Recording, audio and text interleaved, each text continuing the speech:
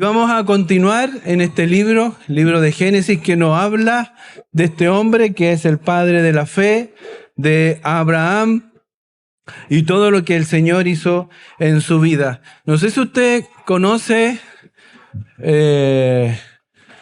una torre, porque uno conoce torres en todos lados, pues no, hasta las torres del Paine conoce una. La torre Eiffel, la torre Entel, pero hay una torre que parece que la querían hacer espectacular, pero resultó mal. Se llama y es conocida. ¿Cuál cree usted que puede ser? La torre de Pisa, ¿cierto? No, la torre de Babel, no, pues resultó muy mal. Pero la torre de Pisa, a veces uno cree que la torre de Pisa fue hecha así a propósito, pero en realidad nunca fue ese el plan original. Los que han ido para allá, la mayoría de la gente, como la torre está inclinada y queda en perspectiva, se sacan la foto así como afirmándola, así como que se le está cayendo, como que ellos la sostienen. Pero en realidad no. Esa torre se comenzó, se llama la Torre Pendente di Pisa. ¿Ah? Se lo dije en italiano. Y está construida en la Plaza de los Milagros, la Piazza dei Miracoli. Y la torre se comenzó a construir en el año 1173 y se terminó en 1372. Y la inclinación se produjo porque la hicieron con solamente 3 metros de cimiento. Era muy pequeño para lo que era. Y el terreno era blando. Era muy blando, arcilloso y blando. Después, en el año 1990, 2001, hay ingenieros de todo el mundo llegaron allá y la arreglaron un poco, pero para que no se cayera. ¿Por qué? Porque ya no podía enderezarse, pierde todo el brillo. La idea es que quedara así inclinada para que los turistas vinieran. Mucha gente va a esa plaza de los Milagros a ver, porque hay otras construcciones más, pero todos van a la Torre de Pisa, que es la que todos conocemos. Esa torre es hoy día uno de los monumentos más famosos del mundo, patrimonio de la humanidad y símbolo de la ciudad de Pisa, en la Toscana. Y también es un símbolo del error medieval. La Torre de Pisa nunca fue diseñada así, como lo dije al principio, sino que fue un error garrafal. Y para el arquitecto, el diseñador de todo esto, por ahí tengo el nombre, esto debe haber sido siempre una piedra en el zapato, ¿no? Donde iba le decían, tú construiste la Torre de Pisa. Chuta, no me arregle el techo, por favor.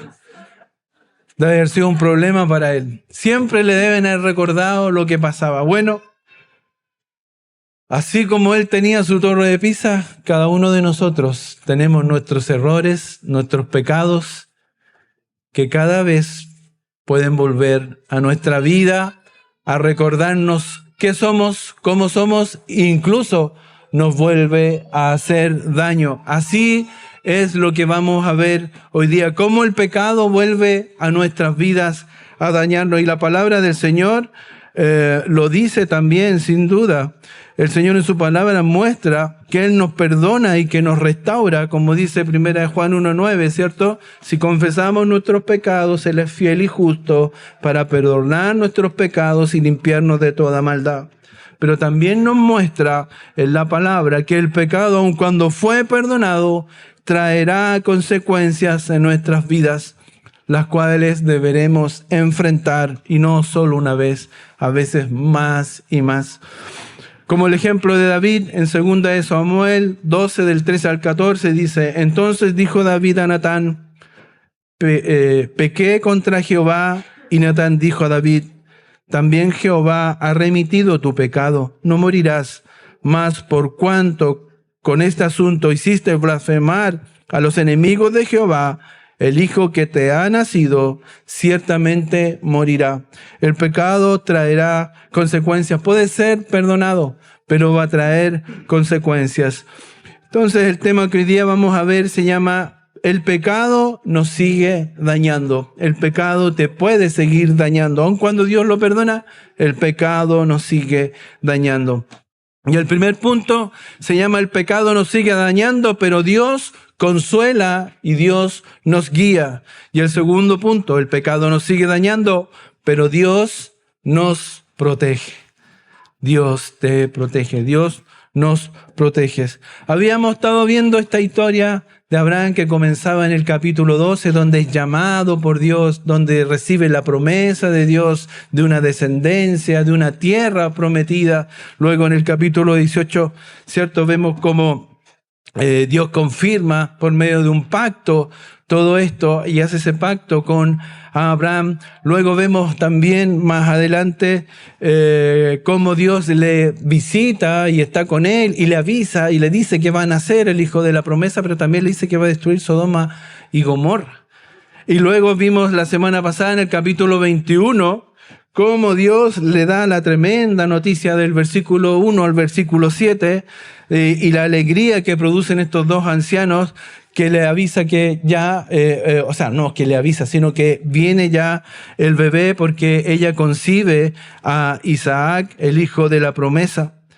Y aquí hay que recordar, pararse un poquitito y recordar que hace 15 años atrás, Sara había tenido, en el capítulo 16, lo podemos ver ahí, Sara había tenido esta idea de ayudar a Dios y decirle a Abraham que tuviese un hijo con su esclava, con la egipcia, con la sierva Agar, y ahí es donde nace el hijo de la sierva, el hijo de la esclava, y se llama Ismael.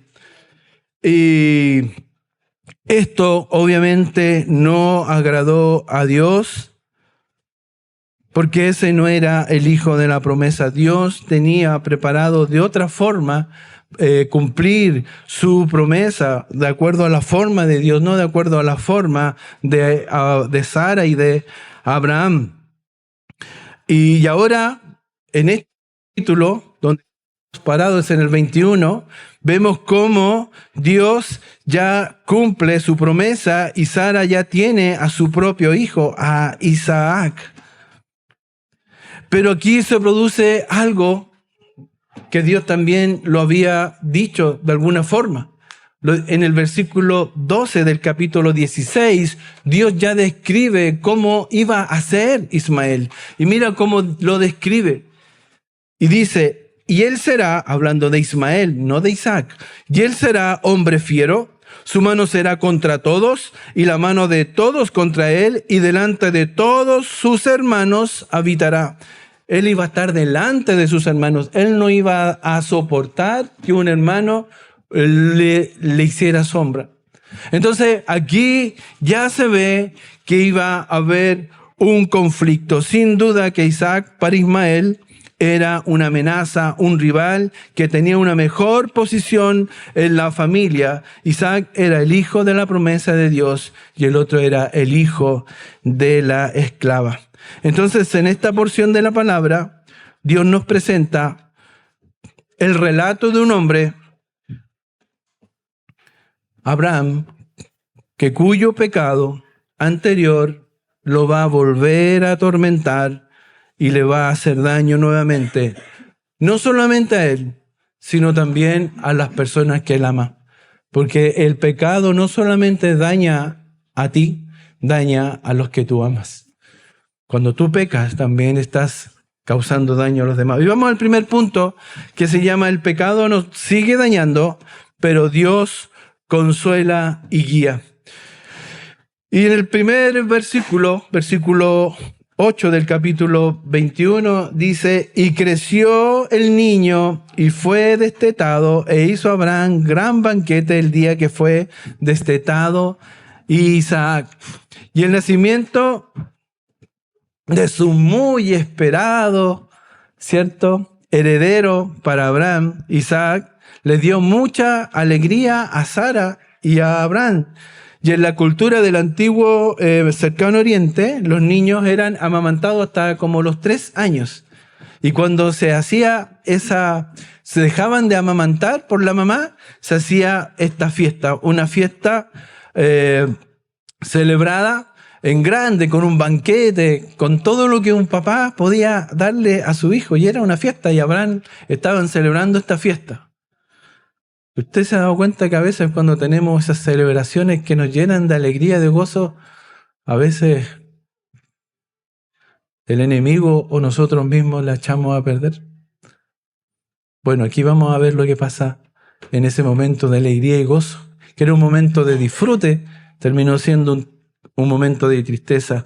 Ismael en ese momento ya tenía aproximadamente 17 años, 16 dicen algunos, pero por ahí anda la edad, ya era un jovencito, casi un hombre. Y desde que había nacido Isaac hasta este momento en que Isaac ya tenía 3 años, sin duda que había algo que se estaba fraguando en esa familia. Había algo que se estaba incubando en ese lugar, en esa familia, en ese núcleo familiar. Estaba pasando algo y no era bueno. Y iba a explotar justo en este momento. Dice el versículo 9. Versículo 9, 21:9. Y vio Sara que el hijo de Agar, la egipcia, el cual le había dado a luz a Abraham, se burlaba de su hijo Isaac. En el texto vemos cómo Sara reacciona a esta burla. Sale la mamá leona ahí. Era abuelita, ya tenía 93 años, pero sale con todo su power a enfrentar cómo se estaban burlando, ridiculizando a Isaac. Ismael no se rió, sino que él se estaba burlando del pequeño e indefenso Isaac, un niño de 3 años. Seguramente él hacía esa comparación pensando cómo ese niño va a ser un padre de naciones, porque eso era Isaac. Iba a ser un padre de naciones. Él iba a ser el padre de la descendencia de Abraham. Él era un patriarca. Pero Ismael se estaba burlando de él. Por incredulidad, por envidia, por orgullo, por superioridad carnal, que es tan común en nosotros. Es tan común entre los hermanos a veces esos conflictos, esas envidias, esos orgullos, y nosotros los vemos. Yo lo veía en mi familia, lo veía como a veces uno peleaba con los hermanos por un juguete y habían otras cosas. Bueno, nosotros no teníamos muchos juguetes, pero peleamos por el juguete. En vez de compartir, porque nuestro orgullo, el egoísmo es así. Y fueron las causas y no sabemos nosotros la influencia que había también en su mamá, que era egipcia. Ella conocía de Dios, ella fue bendecida por Dios, pero no nos asegura de que el corazón de Ismael no haya sido afectado también por todo esto. Él conociendo la situación de su propia persona, porque él no era el heredero. Porque el heredero era Isaac, el hijo de la promesa. Y todo eso en su corazón no lo estoy justificando, sino que lo estoy explicando para que usted entienda lo que había ahí. Pero Sara era sabia. Ella percibió todo esto.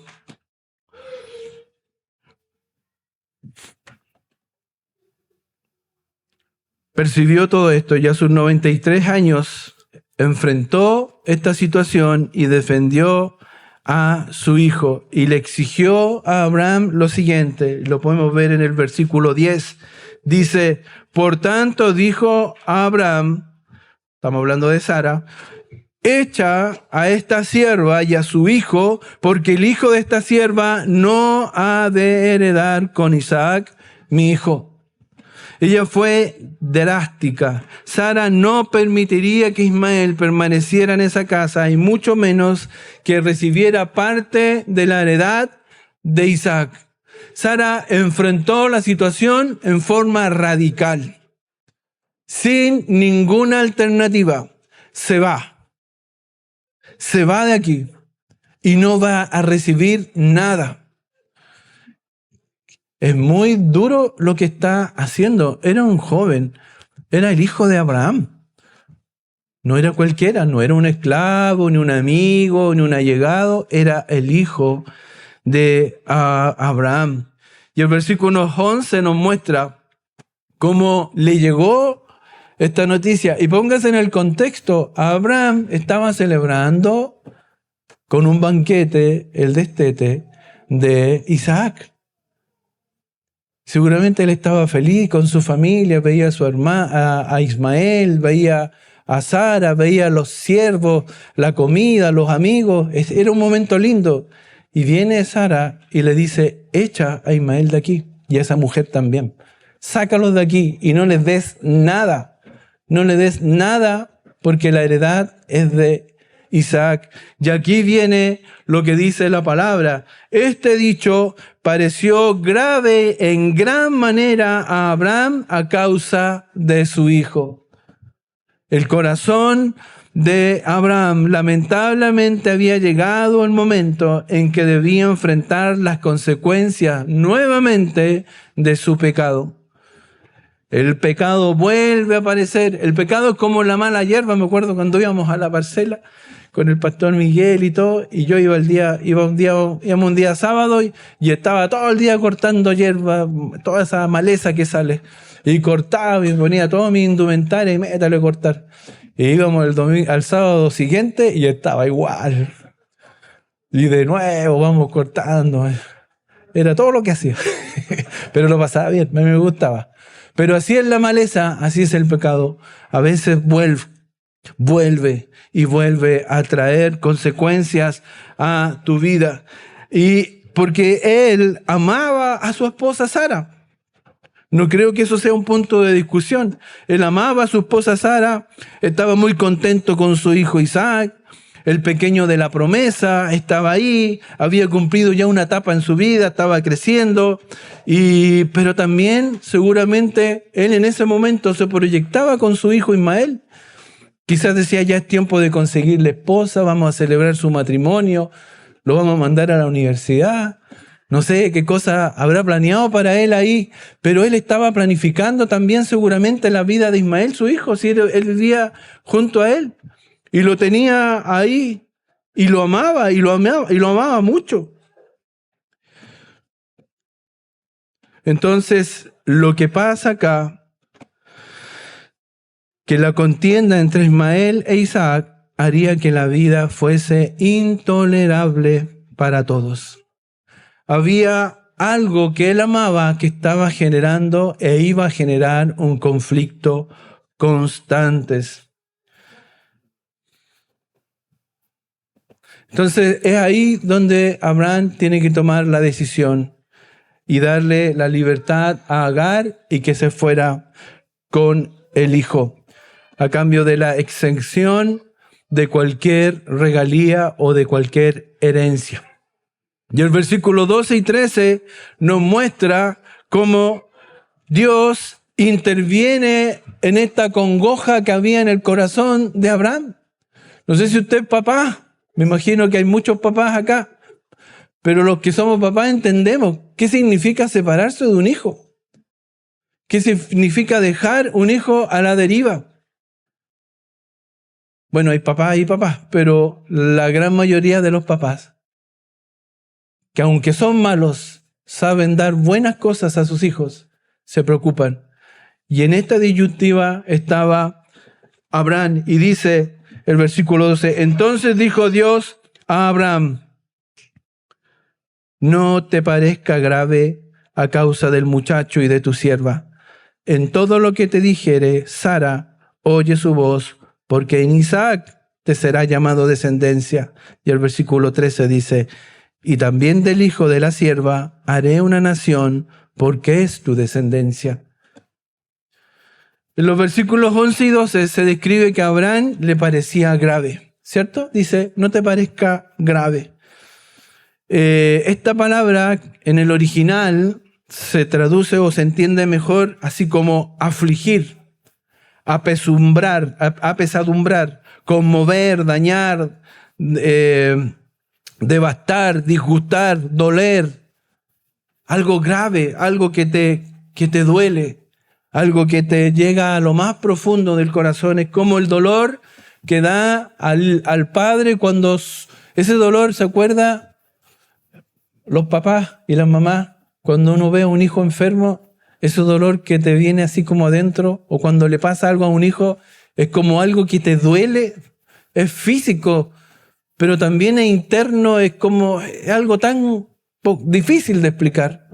Porque cuando uno era soltero o estaba casado, pero no tenía hijos todavía, uno veía una noticia de niños, de accidentes, de cosas graves con los niños, uno decía, oh, qué terrible, le parecía que era algo terrible. Pero cuando uno es papá, la reacción es completamente distinta, ¿no?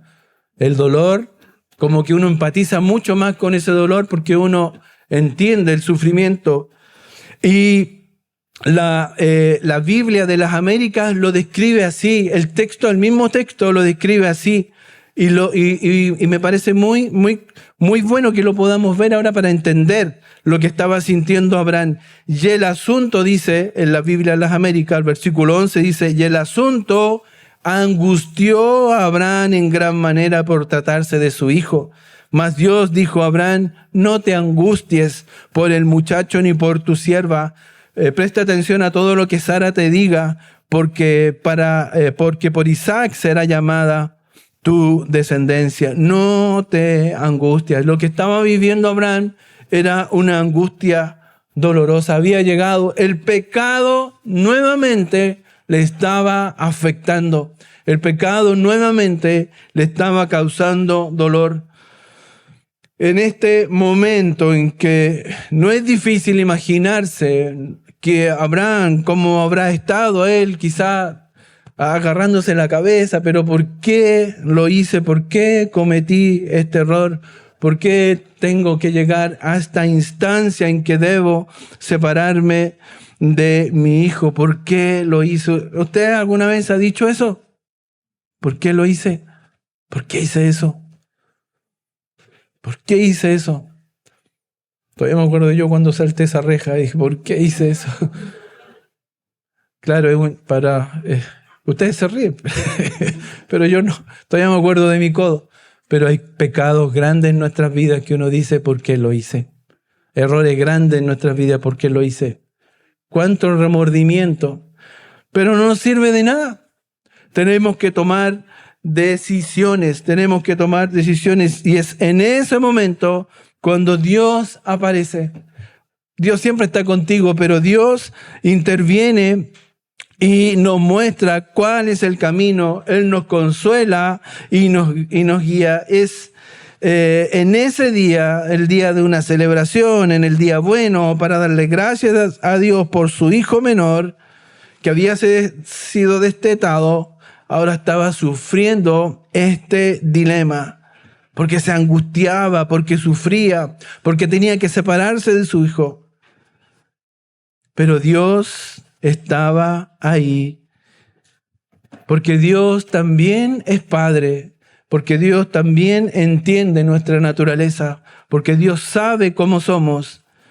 Y Él conoce nuestro sufrimiento, conoce tu sufrimiento, conoce tu tormento, nuestras incapacidades, nuestros errores. Dios está ahí con nosotros. Hay alguien que dijo, el diablo conoce tu nombre, pero te llamará por tu error. Pero Dios conoce tu error, pero te llamará por tu nombre, porque Él es bueno. Porque Él es misericordioso y sabe cómo somos. Y Él sabía cómo era Abraham, entonces le muestra lo que debe hacer. Dios habla mostrándole que debe obedecer a su esposa. Sin duda que ella ya había cambiado y como madre ella sabía lo que era mejor para ese hogar. Ella estaba viendo que había un conflicto, había una pugna, había algo que ya no se podía sostener y que debía separarse. Y no podían, ella estaba viendo que ya no podían vivir juntos estos dos hijos, porque eran completamente opuestos. La palabra del Señor nos muestra cómo era este conflicto, lo espiritual también. Y lo explica muy claramente Pablo, y quiero que nos vayamos allá, va a ser un texto largo, pero es bueno entender cómo Pablo explica lo que había aquí en pugna entre el hijo de la esclava y el hijo de la promesa. Lo dice claramente en Gálatas del 12 al 26. Dice, capítulo 4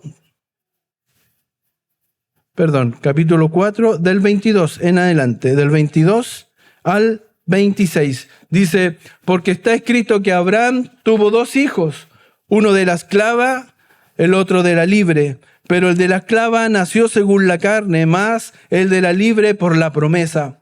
Lo cual es una alegoría, pues estas mujeres son los dos pactos. El uno proviene del monte Sinaí, el cual da hijos para esclavitud. Este es Agar, porque Agar es el monte Sinaí en Arabia y corresponde a la Jerusalén actual, pues esta, junto con sus hijos, está en esclavitud. Mas la Jerusalén de arriba, la cual es madre de todos nosotros, es libre.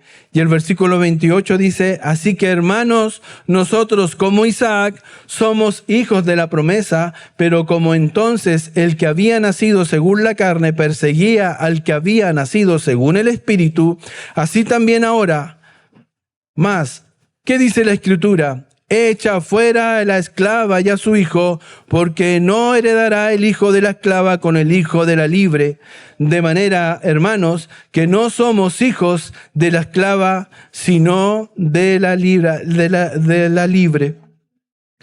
La palabra es clara y nos muestra este conflicto que hay siempre entre la carne y el espíritu, la vieja naturaleza y la nueva naturaleza. Gálatas 5, 16, 17 dice, digo pues, andad en el espíritu y no satisfagáis los deseos de la carne, porque el deseo de la carne es contra el espíritu y el del espíritu es contra la carne, y estos se oponen entre sí para que no hagáis lo que quisierais. La salvación no cambia nuestra naturaleza, cambia nuestra condición de perdido a salvado, pero nuestra naturaleza vieja, nuestra naturaleza perdida sigue en nosotros, no puede mejorarla ni disciplinarla. La carne no es disciplinable por una conversión. Porque Pablo lo dice también en Romanos 6, 7, ¿qué pues pecaremos? En ninguna manera. ¿Por qué está diciendo que pecamos? Pero lo que nosotros debemos hacer, refugiarnos en Cristo, buscar en Cristo, en el Espíritu, guiados por Él y someternos a Dios y no a la voluntad de la carne, porque siempre va a existir esa pugna. Y eso es lo que nos muestra ahora. La única manera de sobreponerse a la vieja naturaleza es aceptar la manera en que Dios la evalúa y obedecer la palabra de Dios. Abraham amaba a Ismael y anhelaba retenerlo. A la hija de la esclava. Anhelaba retenerlo, pero Dios dijo, échale fuera. Romanos 6 nos muestra que nuestra única victoria sobre la carne es la crucifixión. Echarle fuera. Debemos ser radicales en dejar el pecado. Debemos considerarnos muertos para el pecado. Los cristianos que alimentan la vieja naturaleza siempre tendrán conflictos y problemas. Debemos cortarlo de raíz, cortar el pecado en forma drástica. Ese es el llamado. Ese es el ejemplo que nos está dando acá la palabra. El pecado no tiene comunión con el Espíritu. La carne no tiene comunión con el Espíritu. No hay comunión entre la luz y las tinieblas. Es eso lo que nos está diciendo. Y usa este ejemplo Pablo para mostrarnos que en estos dos había completa oposición, porque no pueden estar juntos. Y nosotros, para poder luchar con eso, debemos ser radicales, como lo muestra acá la palabra. Luego en el versículo 13, al final, Dios le promete también a Abraham que va a haber descendencia para Ismael y va a ser una gran nación porque desciende de ti por amor a Abraham. Y el versículo 14 dice lo que hace Abraham. Entonces, versículo 14, 21, 14, dice, entonces Abraham se levantó muy de mañana y tomó pan y un odre de agua y lo dio a Agar, poniéndolo sobre su hombro, y le entregó el muchacho y la despidió. Y ella salió y anduvo errante por el desierto de Beerseba. Abraham ya no tenía más alternativa. Quedó en la encrucijada y debía tomar una decisión. Y no podía llegar a otra conclusión. Su esposa se lo estaba pidiendo. Abraham había sido también confirmado por Dios. ¿Qué es lo que debía hacer? Obedece a tu esposa. Haz lo que tu esposa. ¿Ven, hermanos queridos? Ese es algo importante, escuchar a la esposa, porque la esposa también tiene sabiduría. Y Dios lo confirma. Y viene él y toma la decisión. La conclusión: debo expulsar a Ismael y a su madre. Pero aquí vemos la obediencia de Abraham, una obediencia inmediata, rápida al Señor. Y también podemos ver su fe. Pero esa es una pregunta que nos podemos hacer nosotros. ¿Nosotros respondemos al Señor de forma rápida cuando se trata del pecado, cuando se trata de la maldad? Si hay alguno que está en pecado y que sabe cuál es el pecado, ¿cuál es la respuesta? ¿Inmediata o cuando quiera? No, es que en un par de años más yo creo que lo voy a poder ya ir dejando. No es la forma. Abraham nos muestra cómo él reacciona inmediatamente. Al día siguiente, en la mañana, lo hace. Abraham había comprendido que debía cortar rápidamente esta situación. El hijo de la promesa, Isaac, iba a tener siempre un enemigo en el hijo de la carne, que era Ismael. Por eso nosotros debemos ser radicales en cortar con todo eso. Y no solamente radicales, sino también rápidos, obedientes al Señor. Y Abraham así lo hizo. Pero también podemos ver acá que lo hizo con fe, creyéndole al Señor, porque Dios le había prometido que Él iba a cuidar de Ismael, que Él iba a sostener a Ismael. ¿Y cómo lo hace? Dice la palabra del Señor, porque usted se imagina lo que era Abraham. Abraham era un hombre poderoso. Tenía riqueza, tenía siervos, tenía abundancia, tenía de todo. Y él podría haber mandado a Agar con Ismael junto con algún siervo, un par de siervos, con unos animales, algo, con todo lo que podía llevar. Podía haberlos llenado de cosas, pero tuvo dos razones por qué no hacerlo. Porque dice la palabra que le dio solamente, dice, tomó pan y un odre de agua. Pan y un odre de agua, una bolsita con agua y pan. Fue todo lo que le dio. Pero lo que vemos acá es que Abraham estaba confiando en que Dios lo iba a sostener, que Dios es el que había prometido y actúa por fe. Pero también, por otro lado, tenía la advertencia de su mujer, ¿o no? ¿Se acuerda lo que habíamos leído en el versículo 20? Porque el hijo de esta sierva, dice Sara, porque el hijo de esta sierva no ha de heredar con Isaac mi hijo. Entonces, nada de lo que podía darle a Ismael podía sacarlo de la herencia de Isaac, porque él le iba a afectar la herencia de Isaac. Abraham obedece al Señor. El texto nos muestra claramente cómo el pecado puede volver a brotar en nuestras vidas. Puede volver a traer consecuencias, afectando incluso a inocentes. Claro, tú me puedes decir, pero ¿qué? Igual Sara fue culpable de haber maltratado o haberse rebelado con su ama, que era Sara. O Ismael también se burló de Isaac. Sí, pero ellos eran inocentes. ¿En qué sentido? Agar nunca pidió tener un hijo de Abraham. Fue una orden. ¿Cierto?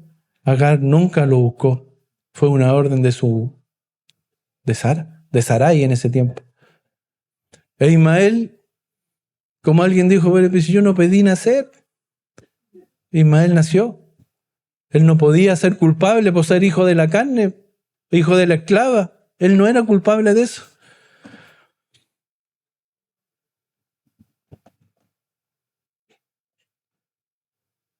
El pecado se encarga de florecer cada vez en nuestras vidas, pero Dios va a hacer justicia y Dios va a cuidar de los suyos.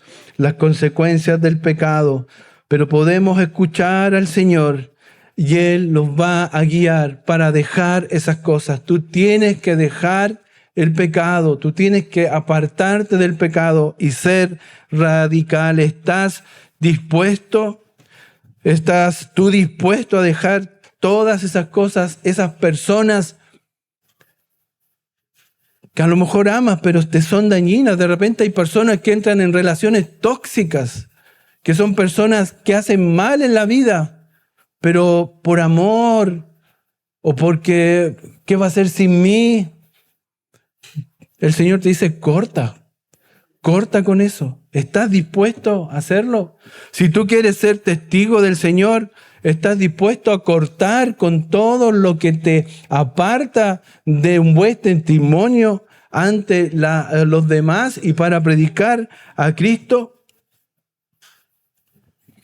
Cristo nos muestra la solución y es muy simple. O sea, no es tan simple en realidad, pero lo dice en Mateo 5:29. Por tanto, si tu ojo derecho te es ocasión de caer, sácalo y échalo de ti, pues mejor te es que se pierda uno de tus miembros y no quede todo tu cuerpo, y no que todo tu cuerpo sea echado al infierno.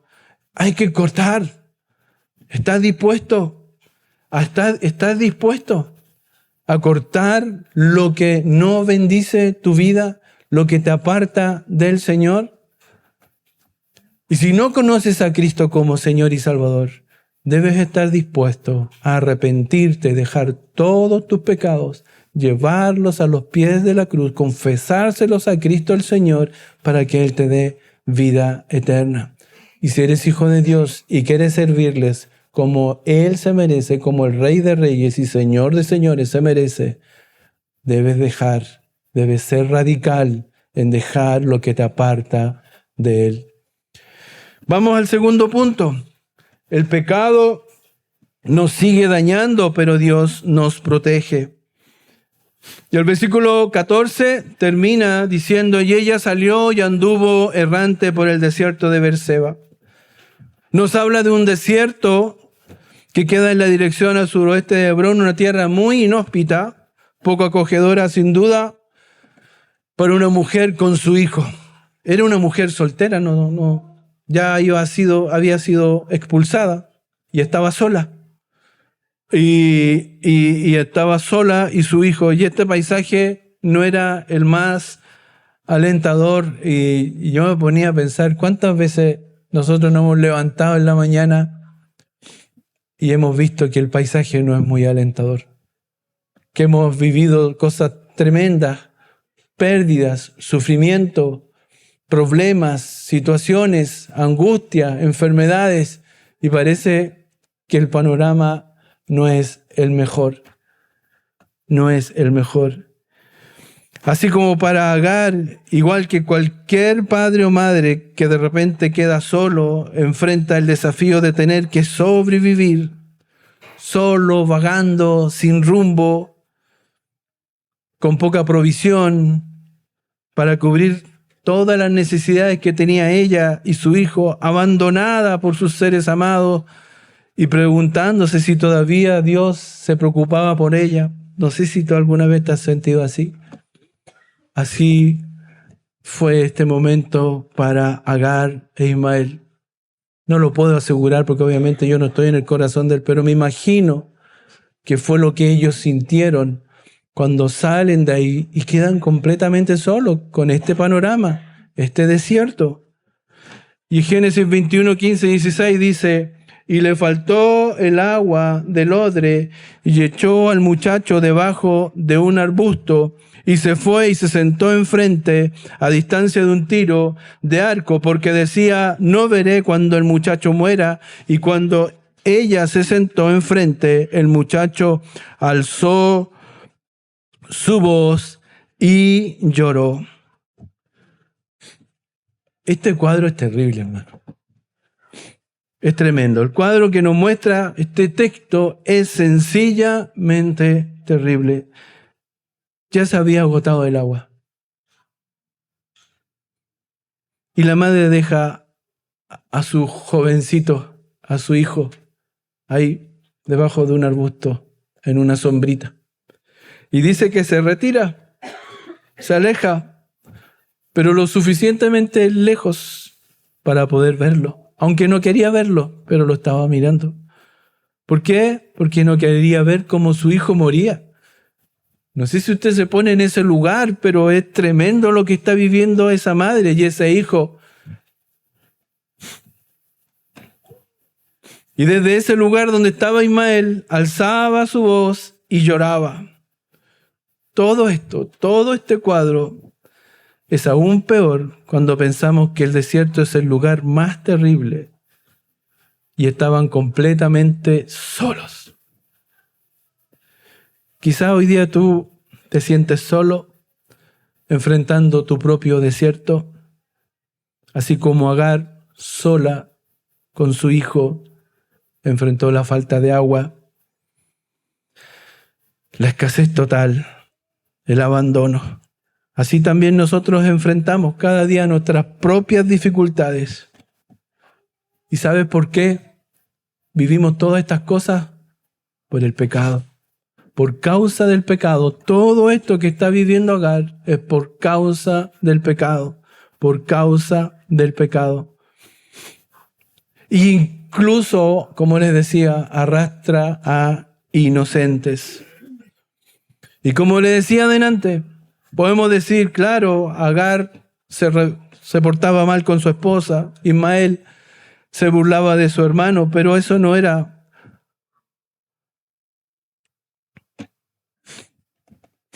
Pero eso no era lo más importante. Ellos no eligieron estar ahí. Era solo una injusticia.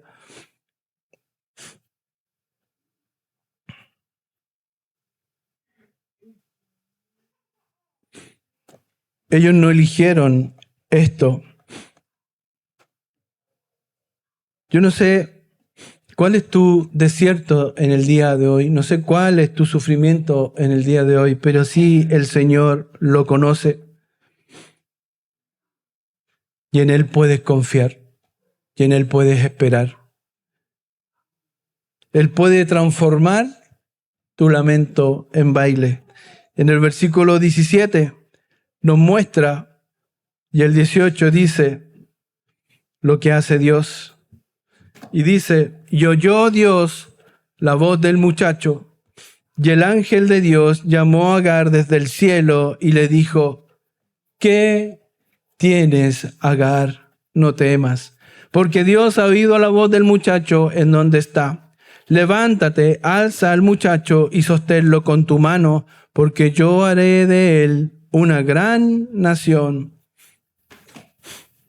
Usted se puede identificar con Agar en este momento y alégrese, porque cuando tu vida se haya recuperado del problema, de la circunstancia, de la situación que estás viviendo, adquirirás esa confianza que solo Dios te puede dar y esa fortaleza que solo Dios puede dar al perdido.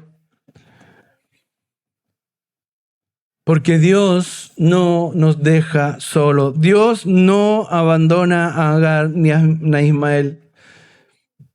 Como Dios en este contexto escucha el llanto de ese muchacho, porque fue a él quien lo escuchó. ¿Qué es lo que dice? Y oyó Dios la voz del muchacho. Y dice que Dios escuchó el llanto y el Señor vio el sufrimiento y la injusticia contra Agar y contra Ismael y no los abandonó y les pregunta y le dice, ¿qué tienes, Agar? ¿Qué tienes, Agar?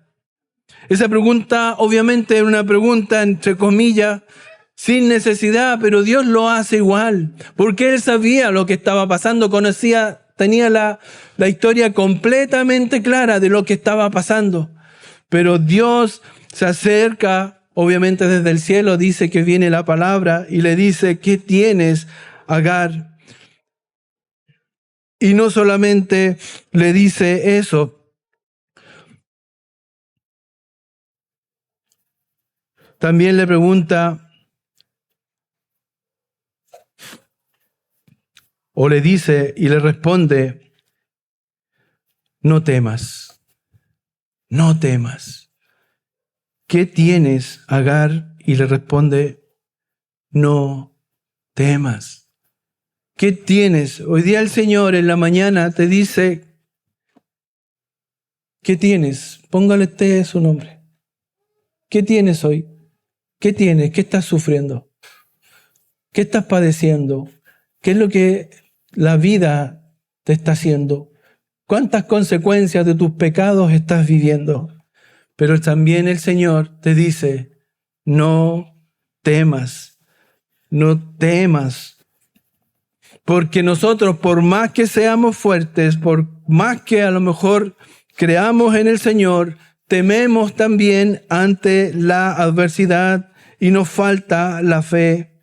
Pero fiel es el Señor y Él sabe lo que hay en nuestros corazones, que hay temor, que hay sufrimiento. Y Él te dice, yo estoy contigo. Dios ha oído la voz del muchacho en donde estás. Dios ha escuchado la voz de tu clamor, del clamor de los que sufren. Dios ha escuchado el sufrimiento que hay en tu corazón y Él está contigo. Ese es tu Dios. ¿Qué tienes? ¿Qué tienes el día de hoy? ¿Qué sufres? Te pregunta el Señor. El Señor no necesita saberlo, pero quiere hablar contigo. Porque Él lo sabe, pero quiere estar contigo. Estar contigo. Génesis 21:20 dice, 19, me salté ahí. 19. Entonces Dios le abrió los ojos y vio una fuente de agua y fue y llenó el odre de agua y dio de beber al muchacho. Al parecer, el tormento, el dolor, las circunstancias, los problemas no nos dejan ver lo que tenemos, lo que Dios nos ha dado, lo que está cerca. El agobio por las circunstancias no nos permite lo que el Señor ha puesto a nuestro lado, a nuestro alrededor. Dice, entonces Dios le abrió los ojos y vio la fuente. No dice que Dios hizo aparecer una fuente. Dice que Dios le abrió los ojos y vio lo que estaba a su lado. Dios está muchas veces proveyendo para nuestras necesidades, pero nosotros no lo vemos o lo despreciamos o no nos enfocamos en lo que Dios quiere darnos. Este evento, sin duda alguna, cambió todo para Agar y su hijo Ismael. Cuando el Señor escuchó y abrió sus ojos, cambió todo, porque Dios es fiel, Dios protege, Dios sustenta. Filipenses 4:19 dice, mi Dios pues suplirá todo lo que os falta conforme a sus riquezas en gloria en Cristo Jesús. Él es bueno. Y versículo 20 dice, y Dios estaba con el muchacho y creció y habitó en el desierto y fue tirador de arco y habitó en el desierto de Parán y su madre le tomó mujer de la tierra de Egipto. Dios estaba con este muchacho, con este varón. Creció Ismael, prosperó en esa región desértica. Dios te puede bendecir. No importa que tú veas un desierto, Dios te puede bendecir. Dios te puede prosperar porque Dios es bueno. No estoy hablando de prosperidad por prosperidad. Estoy hablando de que Dios no desampara al justo. Dios cuida a sus hijos. Dios cumple sus promesas. Y la egipcia Agar toma una mujer para él y nace en Ismael este pueblo, esta nación.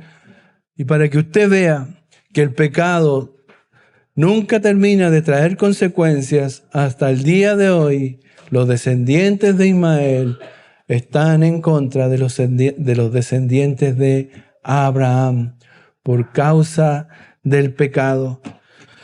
No sé qué circunstancias estás viviendo hoy, no sé si has tocado fondo, no sé si el pecado te ha arrastrado y ha traído consecuencias terribles en tu vida.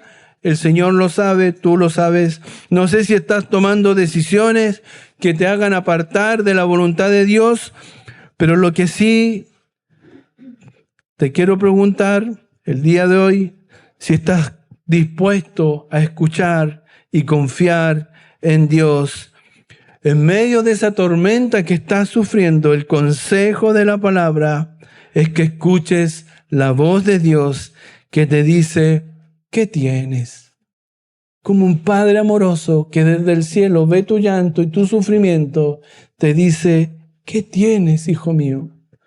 ¿Qué tienes en tu corazón? Tanta angustia, tanto sufrimiento, ¿qué tienes?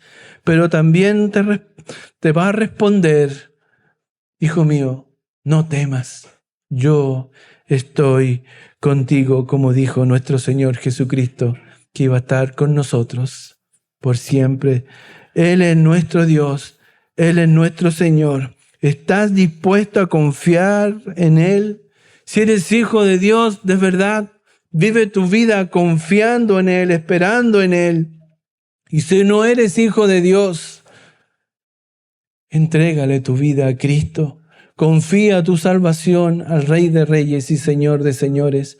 Confiesa tus pecados, arrepiéntete y acéptalo como Señor y Salvador. Salmo 9:10 dice, en ti confiarán los que conocen tu nombre, por cuanto tú, oh Jehová, no desamparaste a los que te buscaron. Esa es la palabra del Señor. Génesis 21 nos muestra que Dios es bueno, que Dios nos ayuda y protege en medio de las consecuencias crueles que producen nuestros pecados, nuestra falta. El pecado nos sigue dañando, vimos hoy día, pero Dios consuela y guía.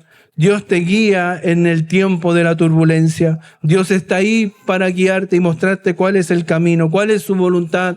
También vimos hoy día que el pecado nos sigue dañando, pero Dios protege, Dios cuida, Dios te protege en medio del sufrimiento. Cuando el pecado reflota y aparece nuevamente dañando tu vida y la de tus seres amados, este texto nos muestra tres perspectivas. La de Sara, que ve con sabiduría y claridad que no puede haber comunión entre el pecado y el espíritu, entre la luz y las tinieblas, que hay que hacer radical. La perspectiva de Abraham, quien ante el consejo de su esposa y de Dios, corta inmediatamente con todo y obedece. La obediencia de Abraham. Y por último, la perspectiva de Agar, quien vio las consecuencias de las malas decisiones de otros y las vivió, pero pudo confiar y ver el milagro de Dios en su vida y la de su hijo. Es el llamado. Hay un hombre que se llama Chuck Colson, que en el año 1970 participó en el escándalo del Watergate. ¿Se acuerda de eso? Este hombre ambicioso, orgulloso y obsesionado con el poder, participó en todas las maniobras que se hicieron durante ese caso, que fue finalmente con este caso se destituyó al presidente Nixon, el famoso Watergate. Su crimen o el pecado fue que Colson tomó decisiones conscientes donde hizo abuso de poder, mintió y complicidad en actos ilegales. Él decía que creía que el fin justificaba los medios.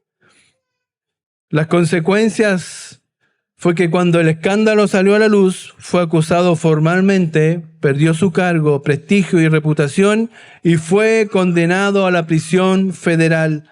Su pecado tuvo consecuencias reales, públicas y duraderas, aún después de que dejó el cargo.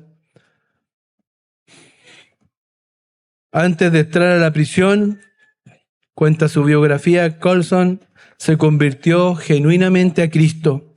Se arrepintió profundamente y fue perdonado por Dios. Sin embargo, eso no canceló su condena a prisión. ni su sentencia, ni las consecuencias de lo que había hecho. Nunca más pudo trabajar en lo que él había dedicado toda su vida.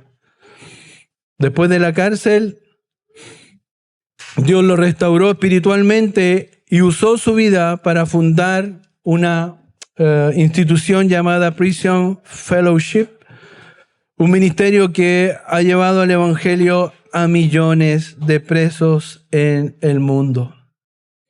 No importa, hermano, la circunstancia, lo que estés viviendo, el sufrimiento que tengas en tu corazón, las consecuencias del pecado que estés viviendo, todavía el Señor y siempre el Señor ha tenido el poder para restaurarte, para levantarte.